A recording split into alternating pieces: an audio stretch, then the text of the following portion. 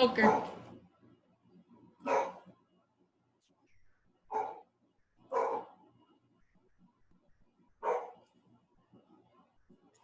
Hi, everybody. Tech support puppy is kind of worked up about something in the moment, so we might have some barking in the background tonight. If I can get him to come in here and lay down, I will. I think we've got just about everybody's checked in. If not, they can certainly join us. We've got a whole lot of stuff to cover tonight, so I'm going to try and keep the hour, not the hour and 20 sometimes turns into. I'll try to leave time for questions at the end too. But let's go ahead and see if we can get started here with our good-natured hour for tonight.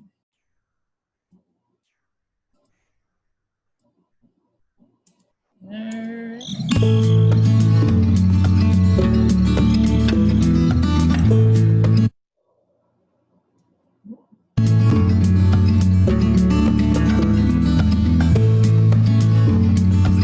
Carnivorous chipmunks the other night. We may have to revisit that topic again soon. That's what that picture is down there. But yeah, if you happen to catch last week's column, it was on the Argiope spider. Now, that's the way I pronounce it. Some people say Argiope. Kind of depends, I guess, on your preference. I just thought Argiope. Well, that's the way I learned it, so that's the way I say it.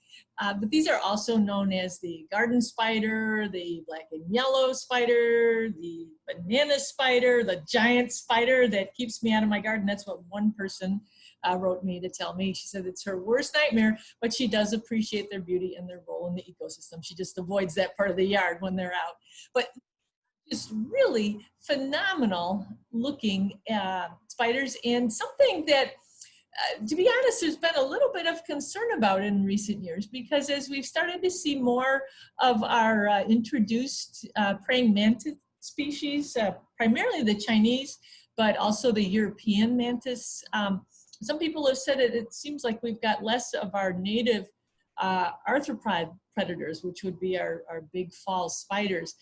This year, though, definitely seems to be like it's a good one for the Argiopes.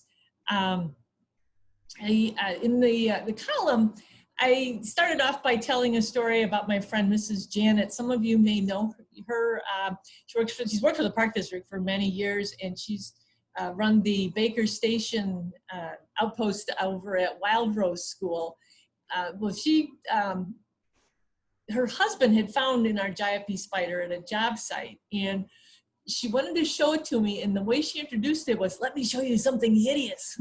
So in the column, I kind of, poked a little fun at that. And then at the end, I said, hey, if you've got some Argiope photos, send them my way and I'll show Janet. Because, clearly now she's going to have to start loving these things, because so many people are hearing about them and seeing them. So people responded. I got, I don't know, 20 or more different Argiope spiders. I started to load the front part of the slideshow with all the pictures. And then I thought, gosh, there might be some people who aren't fond of these things. There might be some people who have a spider arachnophobia. So I didn't quite put all of them in, but these were all reader-submitted photos. These three here, they are the Argiope aurantia, which is the black and yellow garden spider. In the center here, though, this is a cool picture because this shows the ventral or the underside of the spider. You can see there's even a pattern underneath as well. The other thing that distinguishes these spiders, now these are in the larger family of spiders that are called the orb weavers. There's lots and lots of different types of orb weavers, but say, if you're familiar with all the spider webs that we get on our downtown bridges in our river towns here in St. Charles and Geneva, Batavia, Elgin, Aurora, all up and down the river, the orb weavers are very visible at this time of year because they're taking advantage of the bounty of river bugs that come up and then they get caught in those webs. But I doubt that you'll ever see this sort of a little adornment on those webs. This zipper here is a signature of the Argiopes. The other orb weavers we have in our family, they might, in our area, they might have other little flourishes that they put into their webs, but they do not do a zipper. And that's why some people call this the zipper spider.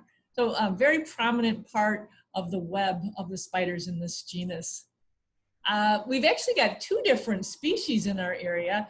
One that we've been talking about here, the black and yellow. And then here on the right, you can see we've got the Argiope. This one seems to be, the banded Argiope seems to be a little bit smaller, the ones I've seen. But you know, sometimes size can be an individualistic thing. We've had some black and yellows that are smaller sometimes too. You know, Arancia, it literally means gold and silver. And you can see the gold color here on the abdomen. And this area here, the cephalothorax. Now, spiders are not insects. They have 8 legs. They're actually in the class arachnid. And so they have 8 legs and they have 2 body parts. Insects have 6 legs and 3 body parts. So in spiders, the head and the thorax are combined into this part here, and then the abdomen is here. And I love this photo. This was another reader submitted photo, and it's so cool because it shows the hunting style of this particular spider. Now, again, our other orb weavers, and a little bit about orb webs, they've got these rays that come out that provide the structure to the web. They go out kind of like the spokes on a bicycle wheel. And then there's the circular or spiral part of the web. That's the sticky part. And that's where insects tend to get stuck in these orb webs. Well, a lot of our orb weavers, when a bug gets stuck there, they'll run over to it and they'll immediately deliver a bite of venom. All spiders are venomous. There's only a very few that are what we would call medically significant. You've probably heard of them, the black widow and the brown recluse spider. The other spiders, they do have venom. And while they're not considered medically significant, you know, people's reactions, bodies' reactions to venom vary widely. Some of us can get stung by a wasp and show no reaction at all, and some of us end up in the hospital. So even though these spiders are not recognized as being medically significant, they do have the sort of fangs that can pierce skin, which is, again, kind of unusual with spiders. A lot of spiders cannot pierce human skin. These guys can bite, but just give them their space. It's not like they're going to come running after you. In fact, they will probably run away from you if you approach them. Easy to avoid getting bitten. Anyway, the other orb weavers, as I said, when the insect flies into the web, they'll run over and chomp on it, deliver that venom, the insect stops struggling, and they'll feed upon it. With the Argiopes, they're actually known for their hunting technique that's called grab and wrap. So here, I don't know, this looks actually like it might have been either a large fly or a bee that got stuck in this spider's web on the left. Anyway, what they do is they run over as it's ensnared in that sticky part of the web, and they immediately wrap it in silk. Spiders can produce a lot of different kinds of silk. The non-sticky rays, the sticky orb part of the web, they produce a certain type of silk that they wrap their eggs in, and they produce a kind of silk that they wrap their prey in. So this spider here, she's captured her prey. It's still struggling at this point. It's not until she's got it wrapped up in her version of, I guess, like saran wrap, that she will deliver that lethal dose of venom. Now, there's a lot of theories as to why these spiders have these zippers, but I kind of wonder if their hunting tactic has something to do with this stabilizing. In fact, that zipper that we refer to, it's actually called the stabilimentum. It's because it helps stabilize that center of the web. There's lots of different theories. There's no consensus on why that that zipper is there. But I'm wondering if because they don't kill their prey until it's all wrapped up, if maybe they need a stronger web and maybe it's there to help keep the web from breaking apart. I don't know, we'll add that to the list of theories, which also include protection for the spider from the sun's UV rays, and also means of camouflage for the spider, because it's hard to see through that zipper, and the spider might be hiding on the other side. And then some theories are that state that the zipper is there to actually make the web more visible, so that creatures like, say, a bird won't fly into it and wreck it. So like I said, lots of different theories, no real consensus on why the zipper's there. But just remember, if you see that, you know you're looking at the web of some sort of Argiope spider. The black and yellow zipper tends to be a little bit more defined than that of the banded Argiope, but you'll see we've got variations. Each spider is individual in how it spins its web. Now this, some of you might be familiar with a group of gentlemen. They call themselves the Old Guys Camera Club. It's a lot of photographers and nature enthusiasts in the area. Chuck Honeycutt is one, Chuck Peterson is another one, Jack Shoba. There's several of them that are residents of the area. Many of them are members of King County Audubon. Well, they went on an outing a week ago Monday down to Lippold Park in Batavia. Now, if you're not familiar with Lippold Park, it is just immediately north of Red Oak Nature Center. It used to have an outdoor and an indoor archery range. Both of those are gone now. They tore down the indoor range and they made the outdoor range into a really cool nature park. They expanded. There was a little pond that had formed when they dug soil out to make the mounds for the outdoor targets. Well, they expanded that pond and put a boardwalk in. And I guess all along the boardwalk is just banded Argiope City this year. The guys, it's really cool because these men are wonderful photographers. They're very generous, and they took all these great photos of these Argiope spiders. This shows that like the black and yellow Argiope, the banded Argiope also has a highly patterned ventral or underside. So this is the spider from the top, and this is the spider from underneath. And this shows the difference between mom and dad. This is from Jack Shoba. And it shows, okay, she's got her, you know, zigzag sort of a zipper here. She's stationed right in the center of her web. And then he's come calling over here on this side. Note the size difference. This system where the female is big and the male is small is pretty much universal with the spiders. She needs that larger body to capture more prey and be able to produce the egg sacs that will perpetuate, keep the species going next year. He tends to be more mobile. The elaborate webs are usually not the work of a male. It's the females that create those large webs, and the males really, they might have a little you know, hideout of their own, kind of like a man cave sort of thing, but they then leave that to come calling over on the female's web. Now, if you want to amaze your friends, you can actually point out a male spider versus a female spider without really even having to get up to, you know, too close or too personal. Spiders, as we mentioned, they have 8 legs, 1, 2, 3, 4, 5, 6, 7, 8, but then they've got these other 2 things here that makes it look like they have 10 legs. But actually, what's sticking out of the front of the cephalothorax here is a parastructure called palps. And they're kind of like, you know how insects have antennae, and the antennae are sensory organs. They sense pheromones, they can sense a lot of different things. Well, palps are kind of like the touching,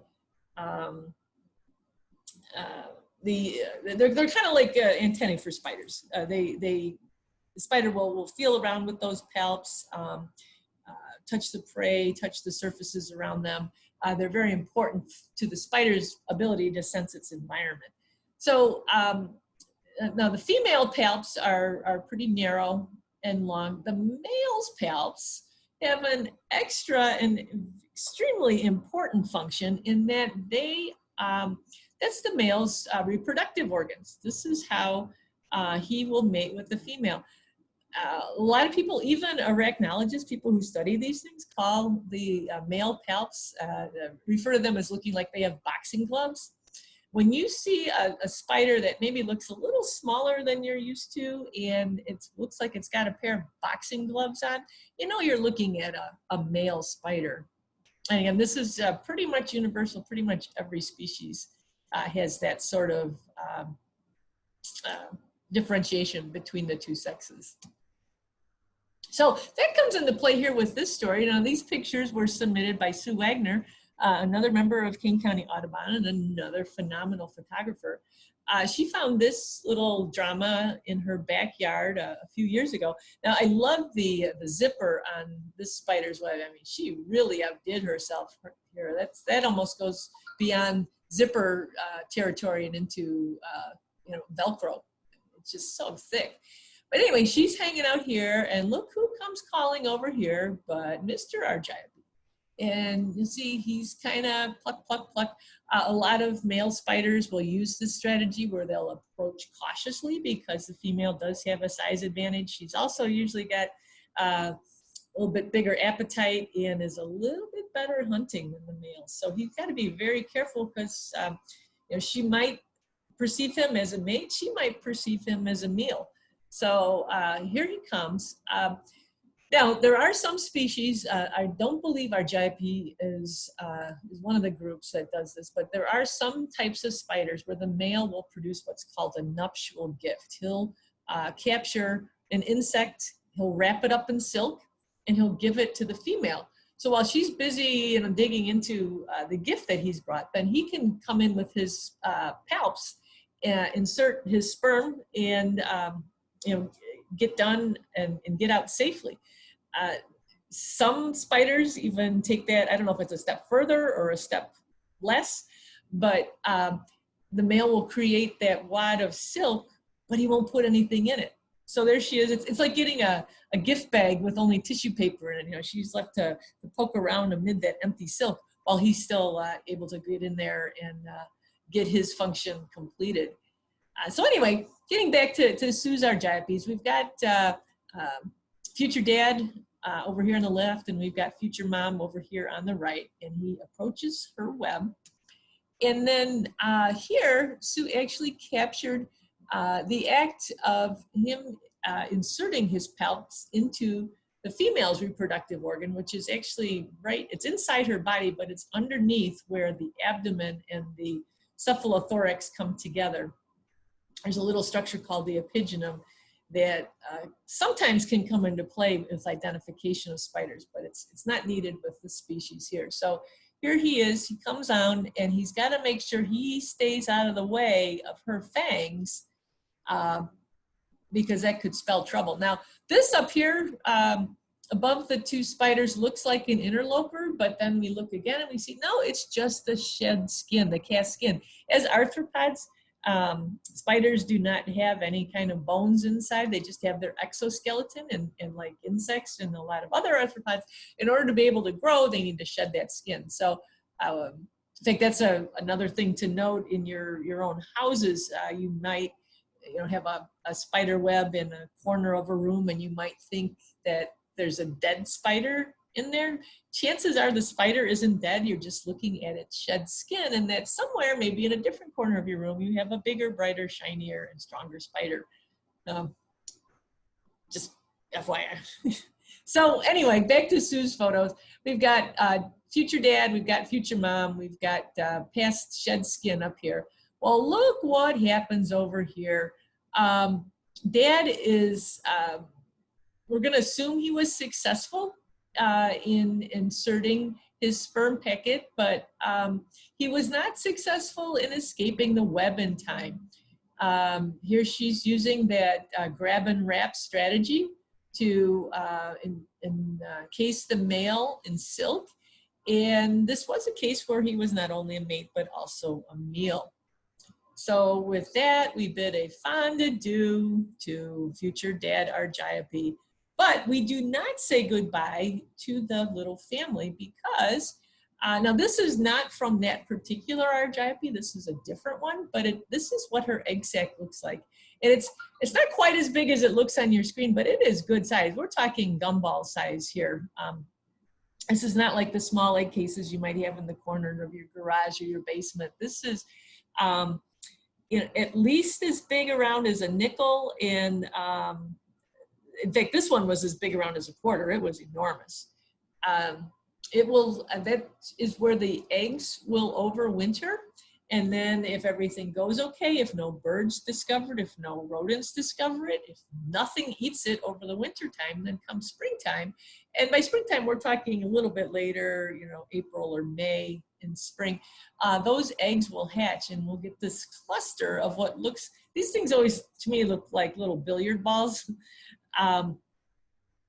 But this is a kind of a rare occurrence. Not that it's rare for the egg case to survive, but it's rare to see all the little spiderlings still together, because once that egg sac ruptures and the babies come out, they don't want to stick around. It is a spider eat spider world out there. So if they were to just kind of all hang out, it is not safety in numbers, because Billy's going to eat Susie and Susie's going to chomp on Reggie, and there's just going to be you know, one or two siblings that would survive. So they tend to scatter pretty quickly.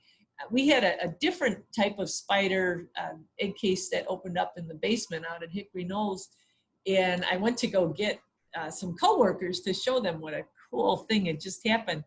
And in the time it took me to round them up, which was probably less than 10 minutes, the spiders had scattered, and we only found one or two. So they don't stay in that globular formation for a little while, but they do spread out, and things do happen in a case of, say, maybe 200 spiderlings. Only a small percentage, I want to say it's less than 10%, will survive. Sometimes, in fact, I've heard sometimes only as few as one or two out of an egg case survive to adulthood. So it's good that she's able to produce as many eggs as she does with that sort of odds against them. So that's what we have for spiders today. So if you're arachnophobic, if you've been sitting there with your eyes closed and your fingers in your ears, you can come back and join us, because we are done with spiders for this week. I did want to throw out a little bit of vocabulary. This actually came about, again, thanks to Kane County Audubon.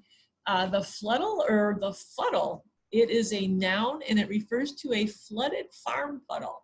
Now, if you were paying attention to our weather this summer, you know that we didn't really have much in the way of fluddles or fuddles for much of June or July or August, and the rain kind of shut off. We had that really wet spring, but then things got pretty dry around here in August, and we were then blessed by some rain in September, which then caused some puddles to form. Now, in fact, this photo was last spring. This was a farm field out in Sycamore. I feel for the farmers if they're not able to get that out of there, because it can impact their yields if they can't get the field dried out and planted. But what's great for nature is that these fluddles are actually really great gathering spots for birds. These are some photos we've gotten over the years. This was a flooded farm field over on Green Road in Elburn with some snipes in it. This was on the right here, this was a pretty famous blackneck stilt family that set up housekeeping in a fluddle on Route 47 in Sugar Grove. And then thanks to the Andrinis, we found out about a red-necked phalarope that was in a fluddle in Kane County just last week. Now, this bird is considered to be rare in this area. In fact, you would think here in the Midwest, and not being anywhere near a coastline, that shorebirds would be rather rare. But we've got the Fox River, we've got its tributaries. We do get shorebirds along there, and then shorebirds are also attracted to the very shore-like quality of these fluddles. So if you want to stay on top of what's happening, not just in the fluddles, but in actually birds all over King County, check out their website, kingcountyaudubon.org. They've got a sightings page that is updated regularly with members' photos, and you might find out that there's redneck phalarope near you. So anyway, Fluddle, it's our word of the week. Now, we're going to stick with F words for a little while longer. We're going to go with fall fungi.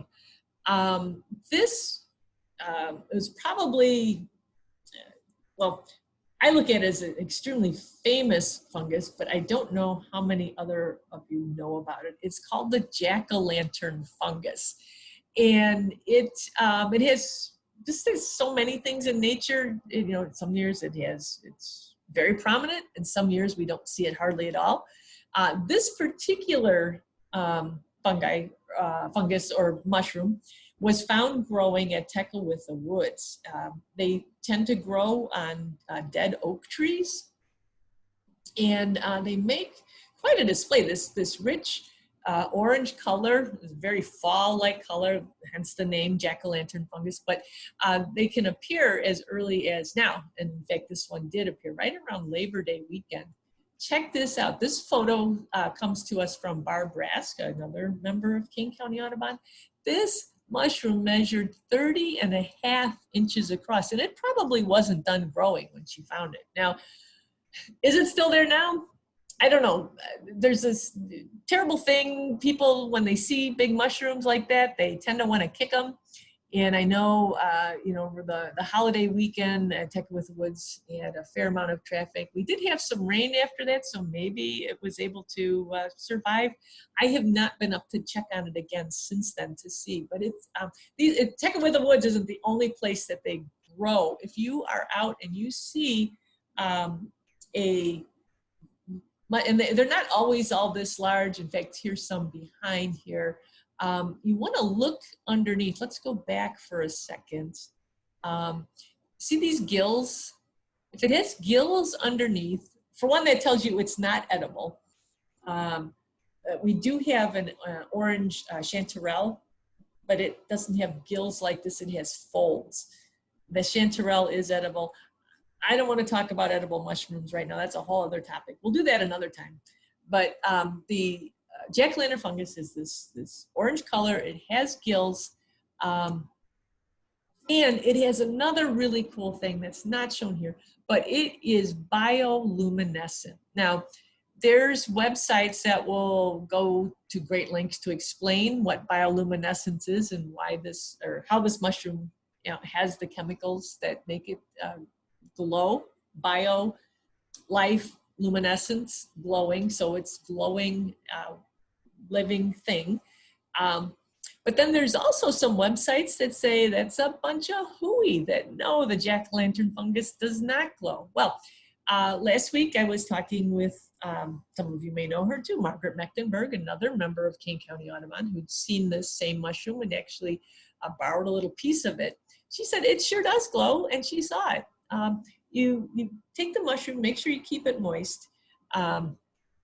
You go into the very, very, very darkest part of your house. That might be the garage, it might be the crawl space, it might be a closet, but you don't want any other light, because it's not like this is a Las Vegas type of glowing. This is a very subtle, but very definite green glow in the mushroom. Now, it doesn't work once the fungus is dried out, but I have it from a very reliable source that it definitely does glow.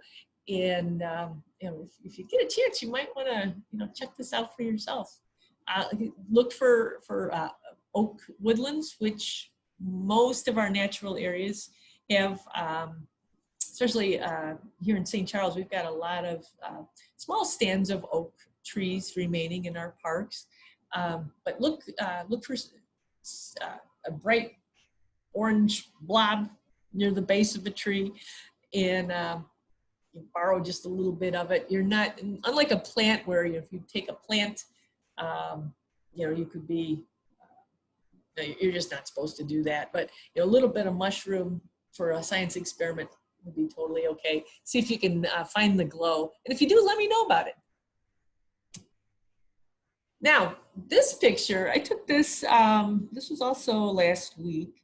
I was down, I had dinner with a friend, and we went to check out the River Walk on First Street in St. Charles. So this is all new development. You know, we've got the new high-rise, I call them high-rises, they're what, 5 or 6 stories tall. They're on First Street in St. Charles. Well, between those buildings and the river, so we're talking on the east side of the river, I'm sorry, on the west side of the river, but on the east side of those buildings, there's this nice little river walk. And my friend and I were walking, and I'm like, oh, look out, there's a monarch butterfly. Well, it didn't really matter that I said look out, because the monarch butterfly was no longer living. And I thought, well, that's too bad. And gosh, that's kind of weird. Why is there a monarch butterfly seemingly kind of recently eclosed? See how it's still kind of shiny and wet as though it just came out of its chrysalis? I thought that's a kind of a weird thing to find on a sidewalk in a downtown St. Charles, but I tucked it in the back of my mind to check out later. Well, a few days go by, and I'm talking with a coworker over at Potawatomi, and we were getting ready for our program that was Saturday night. It was Monarchs and Margaritas. And she said, oh, hey, have you seen all the monarch chrysalises on the wall of the river walk on First Street? And I said, no, but I definitely saw something that had come from one of those chrysalises. So she said, yeah, it was the weirdest thing. She and her friend were having a beverage there at Alter Brewing, and they started noticing all these monarch chrysalis on the rails of the fence that's there. There were some on the brick wall that's there. So yesterday I went down there, and doggone if she wasn't right. Here's a open chrysalis. The monarch has left it. This was in one of the evergreens in one of the plantings there. And then I looked along the wall, and I started seeing all these chrysalises. Here's one where it's getting dark, which means it's getting closer to being ready to open. Here's one. I think if I'd stuck around just a little bit longer, see how it's starting to open, I would have seen the butterfly emerge. Just didn't have enough time. I also love the way this shows the silk pad that the caterpillar spins before it goes into its chrysalis. And this would be as good a time as any to mention that a monarch chrysalis isn't, it's not like they go out and collect materials to form this. This is actually the last shed cycle of that caterpillar. So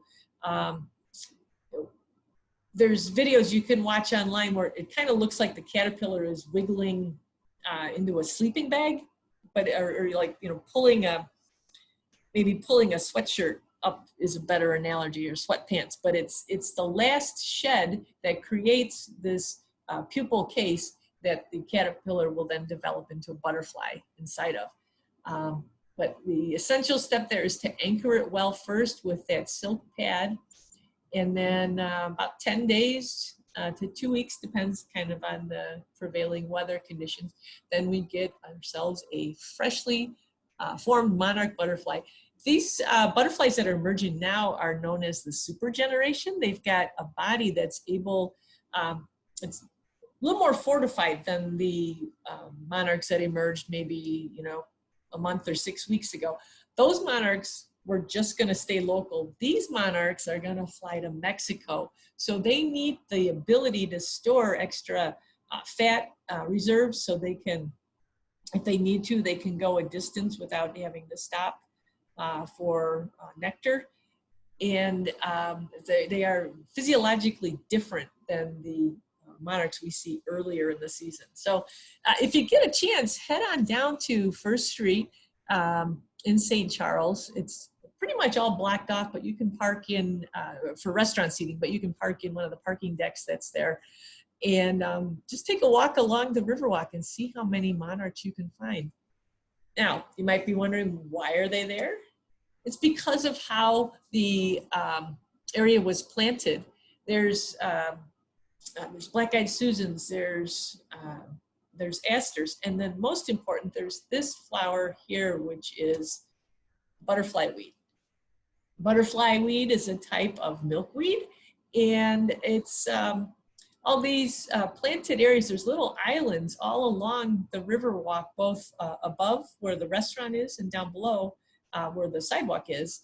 And gosh, these had milkweed bugs on them. It's really amazing how here in this, what I would consider to be a somewhat isolated area, because it's all concrete, asphalt, bricks, you know, steel, glass buildings around there, but somehow these insects have found this little paradise here, and they're coming out, and in the case of the monarchs, they're able to then fly, and they're not immediately entering, like, you know, say Randall Road or something. They can fly above the river where there's really no traffic at all that's going to harm them. Well, maybe a bird, but I think it's kind of a cool thing, and I'll have to watch in subsequent years. I did contact the city because I didn't know if this was a city project, and I learned it was the at the guidance or the request of the building's owners. Whoever they contracted to do their landscaping chose to go with natives, and I thought that was pretty awesome. So check it out, Monarchs in downtown St. Charles. So just to stay with the lepidopteran theme for a couple more slides, I got this email, actually just yesterday or today. It was from a woman that I'd corresponded with pretty frequently during our quarantine period. She was going out and exploring local nature things and making all kinds of cool discoveries. And I hadn't heard from her in a few months. And she wrote to say that she'd found this cocoon and was wondering what it was. Now, this is, I would say about maybe 2.5 inches, 2 to 2.5 inches long. It's got this large exit hole on one side. It's spun of silk and leaves. This is a guess, but I think it's a pretty good guess. I think this was a Polyphemus moth. We've had 2 back-to-back good years for Polyphemus moths, and they're fairly common even in our neighborhoods. Cecropias, we had a good Cecropia year too, but a Cecropia cocoon is not firm like this. This is a hard silk, and the Cecropia cocoon is kind of more softer, almost like a paper sack type of structure. Luna moth cocoons also look like this, and I'm not saying this wasn't the Luna, I'm just kind of going with what we saw more of this summer, which was the Polyphemus. The Polyphemus is kind of cool because it's got these eye spots here on the hind wings. Now this individual, which I believe is a female, you can see the antennae here are fairly narrow. If this was a male, they would have a lot more, they almost look like fern fronds or feathers coming out. The male needs to sense the pheromones that the female is setting off, so he'll have much larger antennae. But this moth was clearly not happy about being photographed, because if it were just truly at rest, the forewings would be covering up these hind spots.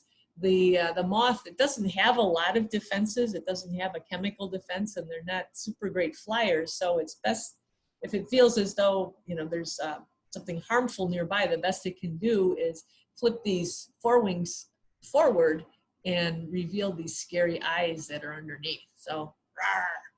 Now, the Polyphemus, like all of our giant silk moths, it does not feed at this stage. It does all its eating as a caterpillar. So this particular moth was nearing the end of its life cycle. It may have already made it and was going to be laying eggs at night, or it may have just been waiting to nighttime till it could find a mate. But clock is ticking when the giant silk moths are out and about. They've only got about a week or so before those fat reserves are used up, and then they're done too. Anyway, that's our butterfly and moth news for this week. Let's go on to chimney swifts, because that's happening now as well. These little guys, also known as flying cigars, are in the midst of their fall migration. So here at the top of this map, this shows their summer range and where they are breeding at. Then this yellow part is the migration routes. And then the blue on this map shows where they spend the winter. So you'll notice, you know, here we are in St. Charles. That is quite a trip. So the birds, there's unlike the spiders where it's not safe to be in a large group, the birds actually do find safety in numbers. And we're so lucky here in the Tri-Cities. We've got the Fox River going through the middle of our towns. Fox River is perpetually producing rounds of insects that feed insectivorous birds like the chimney swifts. And the migration routes that they take tend to follow major bodies of water. So we've got the Fox River. You know, the Fox hooks up with the Illinois, and the Illinois hooks up with the Mississippi, and the Mississippi takes us south. And then these birds can be on their way down to South America. As a chimney swift, you can see there's not really much in the way of legs showing. Their legs are actually very weak. Their feet are strong though, and they've got strong claws. They won't perch at all the way you see a lot of our songbirds. When they leave their roost in the morning, which by the way is a chimney, they'll fly around all day long feeding on insects, and then at night they'll go back in the chimney and kind of hang themselves up vertically using those strong claws on their weak legs. And they hang head side up. They don't hang upside down the way bats do, but they hang inside of a chimney until morning comes, and then they all fly out.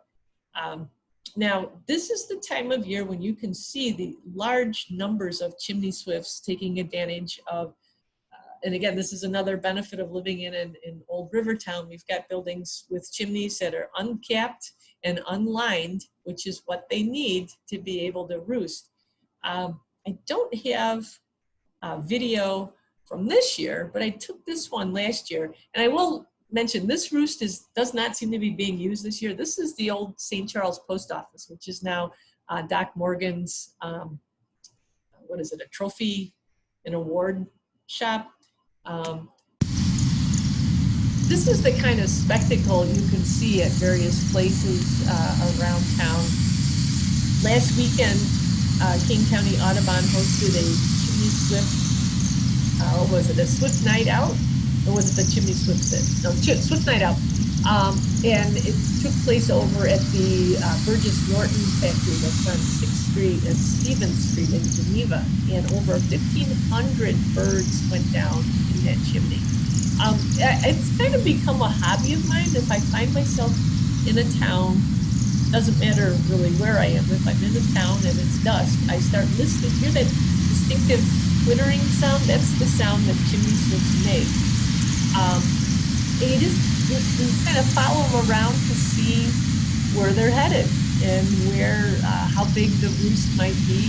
I was downstate a couple weeks ago in Petersburg, Illinois, and I saw and heard them there.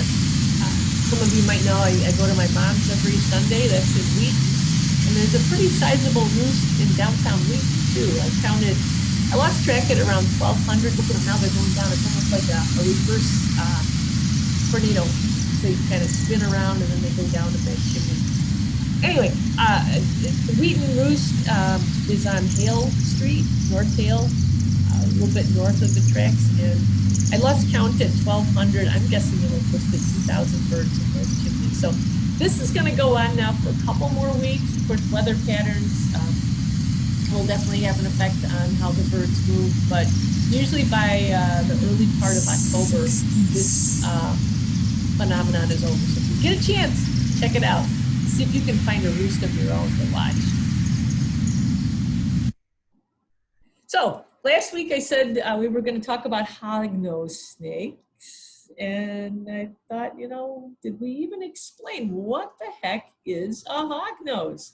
Well, this was a photo that was sent to me by a woman in Will County. She wanted to know what was going on her sidewalk, and I didn't realize that this was actually at her house.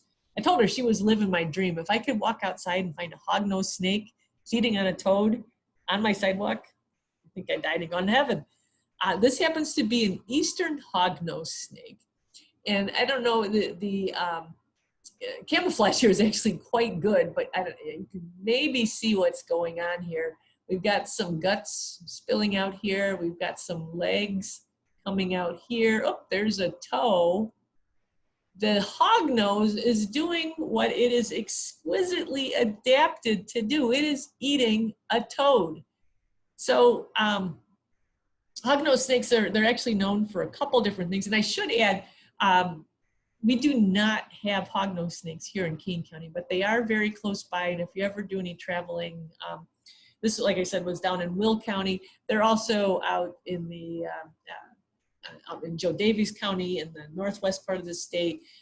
They're down in the Shawnee in the southern part of the state. So if you get out and about, I have a friend who's got property in Michigan, and there's hognose snakes all over there. There's eastern hognose, and there's the, it used to be called the western hognose, now it's called the plain hognose. Plains as in plain, like P-L-A-I-N, plain, not plain as in unadorned. But the plains hognose is, forget if it's state threatened or state, I believe it's state endangered. I was curious because I have trouble identifying the eastern versus the plains hognose. And I sent this photo down to Scott Ballard, who's our state Illinois Department of Natural Resources herpetologist.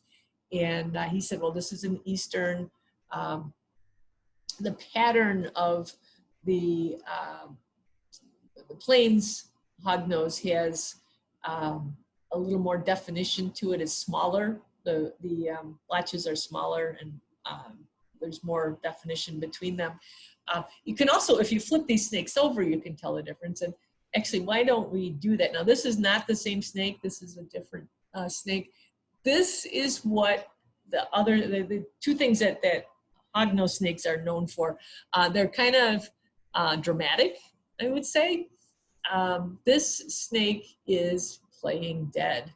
And it's something they do as a defense. If a predator starts to bother them, they flop over, and it's very convincing. I mean, they even stick their tongue out. One time I was lucky enough to find when I was on a herpetology exploration down in Southern Illinois. And Miss Bonnie, if you're with us, I'm not sure if you were on that trip, but we found a hognose snake, and it flipped over. And we flipped it back, and it flipped over on its back again, and it sticks that tongue out, and it is determined to convince you that it is dead. Of course, it was great fun, and we finally let the poor snake go, finish its drama queen act, and we left, and then it righted itself and slithered away. But that is what hognose snakes do, and that's what they're known for. The other thing is that you mentioned the hog nose. That's actually hardened keratin up here on the tip of the nose, and it turns up, so it gives them this kind of cute little pig nose look. This photo is also neat in that it shows down, this is how the snake is able to breathe when it's got its mouth full of prey. This tube can extend, this windpipe extends, and so they can continue to breathe even if they've got a mouthful of toad. And then remember I said that they're really, really well adapted to eating toads. These snakes have, they're called fangs back here at the back of their mouth. These teeth back here, these structures are there so that they can deflate the toad, because of course while the toad's getting consumed, it's not going to want to go down. It's not going to go in easily. So it puffs up, and the snake will bite it and deflate it, and then will continue to swallow it until it is gone completely. So anyway, rear fangs on the hognose snake, and the ability to play dead, and that cute little hog nose. Keep an eye out for these if you travel around the state. Again, not here in King County, but they live very close by. And this individual was actually on a sidewalk in Will County. So anyway, cool things never cease to amaze. Who am I? Got a question about this the other day. Pam, what is with the giant raspberries? Well, let's look at this a little more closely. Some of you might recognize it already if you've maybe spent some time in our woods. This is actually the fall version of a pretty famous springtime flower, the Jack-in-the-Pulpit. Now, everybody who's ever taken a plant class or a botany class knows that the reason plants have flowers is so that those flowers can form the seeds that will help perpetuate that species. So as time marches on through spring and summer and into fall, those Jack-in-the-Pulpit, the female Jack-in-the-Pulpit, develop into these luscious but not edible fruits. We were actually talking about these a little bit earlier today. The entire Jack-in-the-Pulpit plant has calcium oxalates in it, which are very bitter, biting, hot sort of chemical. You don't really want to consume it. There are foraging websites that will go into great detail of what you can do if you did want to eat a Jack-in-the-Pulpit. But again, I'm not going to address foraging because that gets us into all kinds of weird liability situations. Appreciate this for what it is, which is not a giant raspberry, but it is next year's Jack-in-the-Pulpits right here in these seeds. Pretty cool, huh? So, and I believe Neil Evan, I saw you sign in. Neil Evan and Deb Cadigan live up on the north side of town, not too far from Fearson Creek Fen. And in the springtime, they had sent a photo and a video of a very large snapping turtle walking through their yard. Now, there's a few reasons that turtles walk around, but in the springtime, more often than not, it's a female turtle that's looking for a place to lay her eggs. Well, this was back on June 22nd. And lo and behold, Deb wrote again on September 4th, which I think I counted, it was like 74 or 75 days. And look what has emerged from that nest. Here is where they're coming out. And here's where they're walking along. I think they were up to in the 20s. And Deb and Neil, if you're listening, maybe you can fill us in a little bit on how many baby snappers you actually saw. But this is something that's happening at this time of year with the warm and dry weather that we had. I think it actually helped the eggs to develop a little bit quicker. Like I said, the incubation range is 75 to 90 days. Now, snapping turtles, more often than not, when they hatch from their eggs, they come out and they will go to whatever the closest source of water is, a stream or a pond.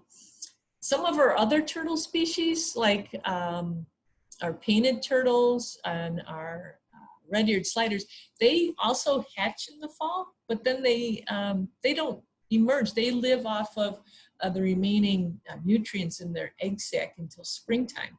So we tend to see our painted turtles coming up out of the nest in the spring, even though they hatch at about the same time, which is the fall.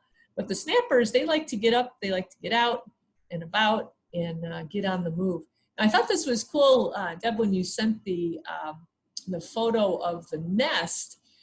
This shows us that these, this is a nest that is, the babies have all survived. Now, if you come across a nest in, say, June, a lot of times when we see that, the eggs are usually laid sometime in June or early July.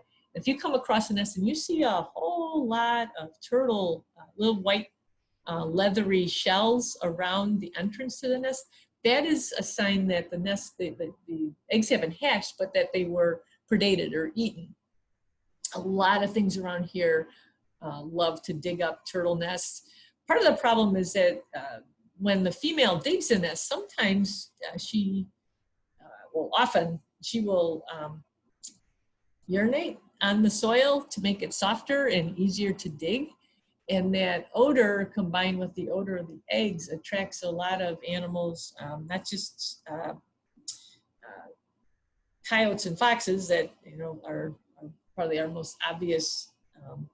Well, they're omnivores, but they're often pegged as being carnivores. But they do dig up nests. But raccoons, dig up an awful lot of turtle nests, as do skunks. Opossums, I don't know if they dig up as much, but they will certainly take advantage of some of the spoils if somebody else does the digging. But for a turtle nest to survive to maturity is quite a feat because of those many threats that work against it.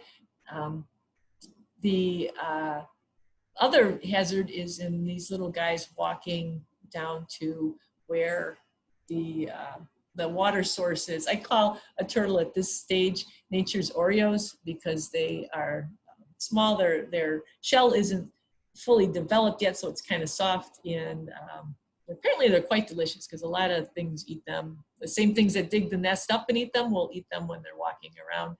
And then we can also add some birds to that as well. Great blue herons love to snack on baby turtles too.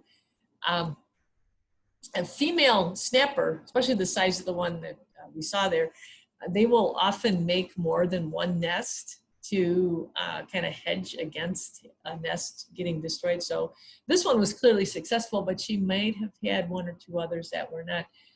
All told, a female snapper can lay up to 80 eggs in a season, which is probably why we are not lacking for snapping turtles in any of our local bodies of water.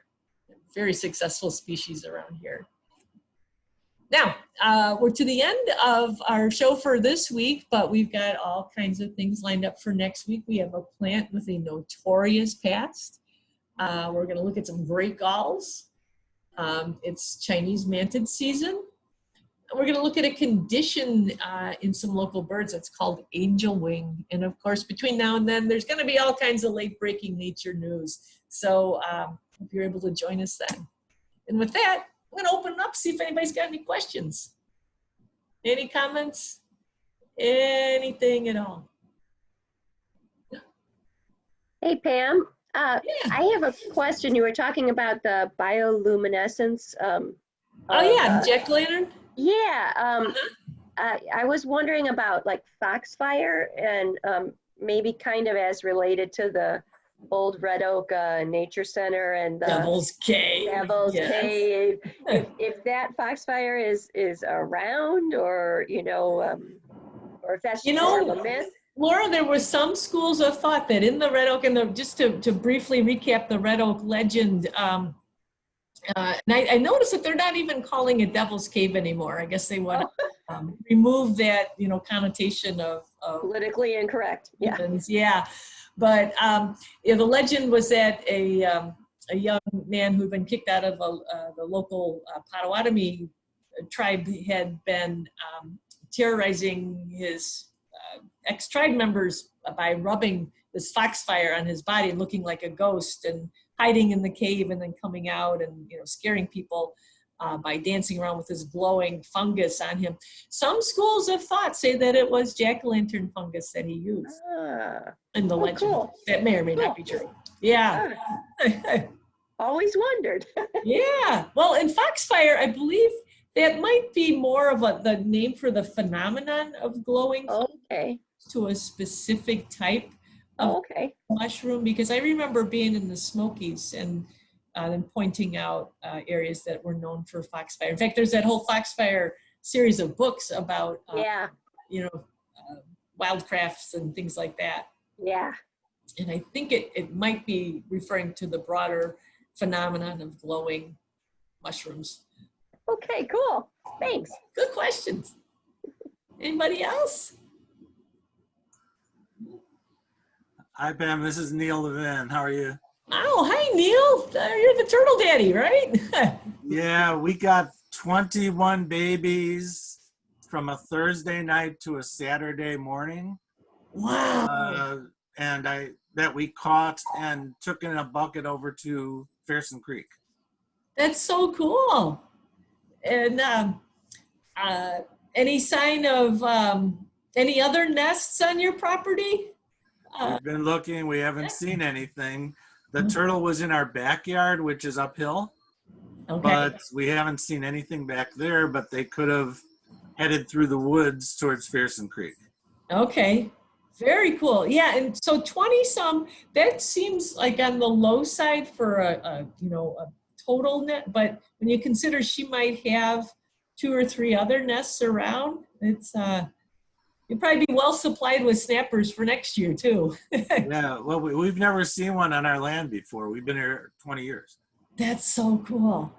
I know, we've seen them in town or going up 31. Sure. Yeah, well, and it just seemed like that period of warmth that we had and maybe the lack of rain too kind of helped speed up that incubation process, because I heard from a couple people out in DeKalb County that we're seeing them start to emerge too. But then just yesterday, a friend of mine up in Elgin said she had snapping turtles erupting in her garden. So definitely that time of year. Yeah. The turtle, I mean, it was weird seeing the first time. And then we're just sitting at dinner, and outside our kitchen window, I see something moving, and it's a turtle, and then there's another one on that Thursday evening. We were just about to get up from dinner. We almost missed them. Oh my gosh. Great. And you might have noticed on that photo of the nest, there are some eggs around there. Okay. So we don't know if they were pushed out or something got to them first. Yeah. So those little circular things, those are the actual eggs that are left on the ground that were empty. Okay. Very cool. Most of them were still in the hole though. Okay. Yeah. And that's usually like I said, if you come across turtle eggs that are empty in like June and July, in fact, I've got a couple of photos of those kinds of things, but then we know something ate them. But this time of year, the turtles are coming out fully formed, and it's not too much longer, and then they'll be going into the turtle form of hibernation, where they're down in the muck, and they'll spend winter then waiting for warmer temperatures to come, and then just trying to survive, stay out of the way of the bigger turtles. We're planning on doing the same thing. Absolutely. Good point. Well, thank you, Neil. Great. Right. Yeah. Thank you. I have Oh, hey, Silvana. well, my question is about the super monarch butterflies. Yeah. Time of the year where they come out from the chrysalis, is there any other feature that will make them stand out compared to the other butterflies? You mean that we could see? Yes. Not that I know of. Their body bulk, like if we were to weigh them, they might have a little more bulk to them, but even that I'm not sure about. It's just, they've been proven to have a physiological difference inside of them that allows them to be able to make that journey. The other, the monarchs that were here, earlier over the summer don't have those same components. I think they're like fat storage cells and things like that, not necessarily things that we can see. But yeah, I was thinking about that when I was looking yesterday at all the chrysalis that are not even close to opening yet. I thought, boy, I don't know, how many of these are going to be ready to make it. But I always comfort myself knowing that, I always, when I envision a monarch migrating, I picture them trying to get across Randall Road, and you see, a car comes along and shoom, they go up in the air, and I think, how the heck do they get themselves down to Mexico? But then I remember they don't always fly at the level that we see. They can get up above the clouds, and they can catch some favorable wind currents, and they can cover some distance sometimes, but they're very, very at the mercy of the weather conditions. And my other question was about the hognose snake. Yeah. My kids and I were on a walk up in Canada by northeast side of Lake Huron, and it's a provincial park where as soon as you pull in, they give you this newspaper and they tell you, if you see a Masasawa snake, one of the rattlesnakes, call us right away. So we saw this snake, and I'm like, well, that's not one of those. And it was, and actually I'm going to try to see if I can show it here. It was a hognose. I don't know if we can see it there. Oh. It was a hognose snake in the middle of the road. And we noticed the nose, And then we went to the nature center and told them, oh, we didn't see any rattlesnakes, but we saw this one. And they're like, well, didn't you call us? And we didn't know that, you know, those ones. They didn't tell you to call. I had no idea. I'm like, that was a different snake. You didn't tell me that one. And so I was wondering, what's the range of their habitat? Like, how far north do they go? I know they go into southern Canada. I would have to look at a map to know for sure where the northern reaches of their range are. But like I said, my friend with a property in Michigan, it's definitely quite a bit north of where we are here. They've got, that's the snake they see. They see those more than they see like garter snakes. Okay. So I think that it's probably a kind of snake where there's local populations that are quite healthy. And then in other areas, it sounds like where you found it at, though, it was unexpected. It wasn't supposed to be there, I guess. Yeah. They were like kind of keeping tabs on them. And I think they do some sort of, install some sort of tracking device in the snakes. Try to count them, because at this park in particular, they're supposed to have a lot more of the rattlesnakes, but they don't at the time that they didn't at the time we were there last summer. So I don't know how the numbers are this year. And they ask all the visitors to, you know, to be careful and report any of the sites. And they give you a guideline on how to report it. Like, you have to stay within certain space. And if you can take a picture and tell on the phone exactly where you saw it, what was it doing? And, but this was one that we saw and we're like, oh, that's so cute. Look at it. And it did flip. And it did flip at the end of going about. And then we were like, oh, okay, it goes. And then he went away. Wow. So it was really neat to see it. Yeah. Yeah. And you know, a lot of times, I guess it's probably, we're just sort of used to not having venomous snakes around. And if we do see a snake around here, it's a garter snake. Garter snakes have a stripe down their back. So if we see something that's blotchy, a lot of people around here get kind of upset. I know the pictures I got of a different hognose, this was a couple of years ago, they thought it was a rattlesnake because of the blotches, and they got they kind of flattened their, some people call them puff adders because they can puff up. A puff adder is actually a venomous species that does not live around here, not live in the United States, but and a lot of times people see a blotchy snake, they just assume it's venomous and they kill it. They don't ask any questions, they just kill it. So I'm glad that you paid attention and respected it, and it lived another day. I'm glad I took the video, otherwise nobody would have believed me. Yeah, that's awesome. Very cool. You find the coolest stuff, Silvana. It's because I look a lot, and then I have 2 kids, so 4 pairs of eyes looking down. I saw it first. It's awesome. Pam, what is that snake that looks like a puff adder, or they nicknamed the puff adder in the Midwest? The hognose snake. Now, my dad used to talk about puff adders when he was a kid, and that would have been in the 1930s. And I suspect what he was talking about was a fox snake. Really? There are other blotchy snake around here now. They don't puff up the way they make that rattle noise, but they do. Yeah, they do shake their tails. And if it's against leaves or something, it gives a pretty good rattle. In Michigan, there's that Camp Manistee. It's an old Girl Scout camp. Used to see them there, and they nicknamed them puff adders. Puff adders too. Other than that, yeah. Oh, very cool stuff out there. Anybody else? One last question, Pam.